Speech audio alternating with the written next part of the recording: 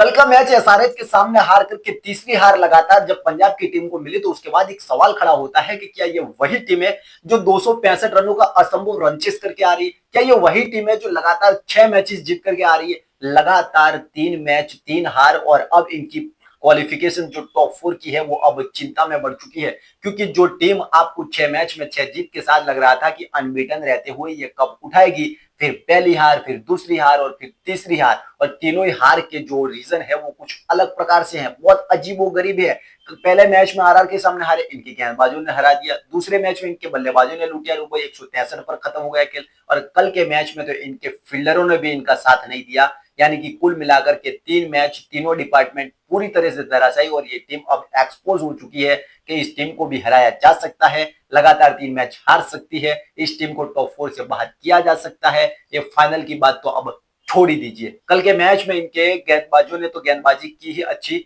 लेकिन 235 तक पहुंचने में सबसे ज्यादा योगदान किसी का रहा तो वो इनके फील्डरों का था। शशांक सिंह, ऊपर कॉलोनी, इनके विकेट कीपर प्रभसिमरन सिंह और साथ में लॉकी फर्ग्यूसन, 4-4 जीवनदान, और वो भी किसको दिया? आपने ईशान किशन और साथ में हेनरी क्लासन। 13 रन पर हेनरी क्लासन खेल रहे थे जिस टाइम पर उनका कैच छूटा और वो वहां से 69 रन बना जाते हैं। उसके बाद आ जाइए आप ईशान किशन। ईशान किशन पर तो ये लोग इतने मेहरबान हुए कि 3-3 बार जीवनदान दे दिया। पहले 10 रन पर, फिर 19 रन पर, फिर 20 रन पर, और वो सीधे बना देते हैं 55 रन, यानी कि 30 रन उनके ले लीजिए, 69 में से 13 निकाल दीजिए आप हेनरी क्लासन के, यानी कि 56 रन, वो 56 प्लस 30 यानी कि हो जाते हैं आपके 90 से 100 रन। और यही वजह है कि 235 तक अगर एसआरएच की टीम कल पहुंची है तो उसकी सबसे बड़ी ये 4 फील्डर थे जिनकी वजह से यहाँ पर एक एक कैच छोड़ के दोनों को जीवनदान दिया, और इन्होंने जो स्कोर 160 170 का लग रहा था सीधा पहुंचा दिया 235 रन। लेकिन सबसे बड़ी टीम, इस टीम की कमजोरी अब ये भी सामने आ रही है कि अगर टॉप के 4 बैट्समैन में से 2 बैट्समैन अगर हर मैच में नहीं चलेंगे, इस टीम को बड़े आराम से हराया जा सकता है और ये टीम हार जाएगी।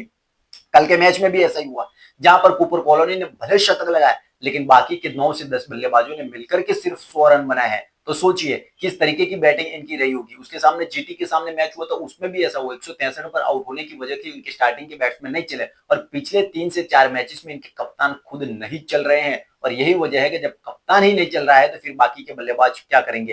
प्रभसिमरन की बात करो, प्रियांश आर्या की बात करो, कूपर कॉलोनी की बात करो, और साथ में श्रेयस अय्यर, ये 4 इस टीम की ऐसी दूरी है जो अगर 4 में से 2 खिलाड़ी नहीं चले तो मैच को जीतना इतना आसान होने वाला नहीं है, क्योंकि इनकी गेंदबाजी तो घटिया लेवल की है, इनकी गेंदबाजी से तो कुछ होने वाला नहीं है। कल के मैच में मार्का यंसन ने 4 ओवर में 61 रन दे दिए। सोचिए 4 ओवर में 61 रन उन्होंने दे दिए। विजय कुमार व्यस्क जो है उन्होंने 4 ओवर में 51 रन दे दिए, और यही वजह रही कि इस टीम को 235 रन सामने वाली टीम मार जाती है और 202 रन पर इस टीम को खत्म कर देती है एसआरएच की टीम। अब देखने वाली बात यह है कि अब श्रेयस अय्यर इस टीम के साथ क्या करेंगे, क्योंकि जब तक ये लोग जीत रहे थे तो इनकी खामियां कुछ भी सामने नहीं आ रही, लेकिन 3 मैचेस में तीनों 3 खामियां। आप चलो एक बात होती है कि भाई साहब आप सिर्फ आप बैटिंग की वजह से हारे हो, आपकी बैटिंग कमजोर है, क्या आपकी बॉलिंग कमजोर है कि बॉलिंग की वजह से हारे हो, लेकिन इनके तो तीनों ही डिपार्टमेंट अब गड़बड़ा गए हैं। पहले इनकी बॉलिंग की वजह से मैच हारे आरआर के सामने, उसके बाद जीटी के सामने बैट्समैनों ने घुटने टेक दिए, कल के मैच में भी बैट्समैनों ने घुटने टेके, 202 रन बनाए भले, लेकिन कूपर कॉलोनी का शतक हटा दो तो ये टीम 160 150 पर खत्म हो जाने वाली थी। और कल के मैच में इनके जिस तरीके से फील्डरों ने साथ छोड़ा, अब तीनों ही डिपार्टमेंट इनके एक्सपोज हो चुके हैं, और श्रेयस अय्यर के लिए, रिकी पॉन्टिंग के लिए चिंता की बात यह है कि यहां से अब आगे कैसे बढ़ा जाए, क्योंकि अब ये फाइनल स्टेज में पहुंच चुके हैं। 1 पर थे अब 2 पर आ गए। अगर ऐसा ही खेलते रहे तो ये 3 और 4 पर भी चले जाएंगे, और ऐसा इससे भी अच्छा नहीं खेले तो हो सकता है कि ये टॉप 4 से बाहर भी हो सकते हैं। 6 मैचेस में अभी 6 मैचेस लगातार इन दोनों जीते थे, उसकी वजह से 13 अंक भले थे, लेकिन इस 13 अंक से ये लोग क्वालिफिकेशन नहीं कर पाएंगे। इनको कम से कम 2 मैचेस और जीतने पड़ेंगे, तब जाकर के इनका जो है टॉप 4 का बना रहेगा, और टॉप 2 में पहुंचने के लिए तो इनको बहुत आला लेवल की अब मेहनत करनी पड़ेगी, क्योंकि अब लोग खुल करके सामने आ गए हैं। ना बैटिंग चल रही है, ना फील्डिंग चल रही है, और बॉलिंग तो इनकी पहले से ही खराब थी। तो देखने वाली बात यह है कि श्रेयस अय्यर और रिकी पॉन्टिंग अब आने वाले टाइम में कैसा फैसला लेते हैं, क्योंकि शशांक सिंह इस आईपीएल में बहुत खराब खेले हैं। साथ में आपकी बॉलिंग में भी कोई वो दमखम दिख नहीं रहा है, और ऊपर के 4 में से अगर 2 बैट्समैन नहीं चलते हैं तो मैच आपका जो है वो 90% खत्म हो जाता है, जैसे ही 2 से 3 बल्लेबाज स्टार्टिंग के आउट हो जाते हैं।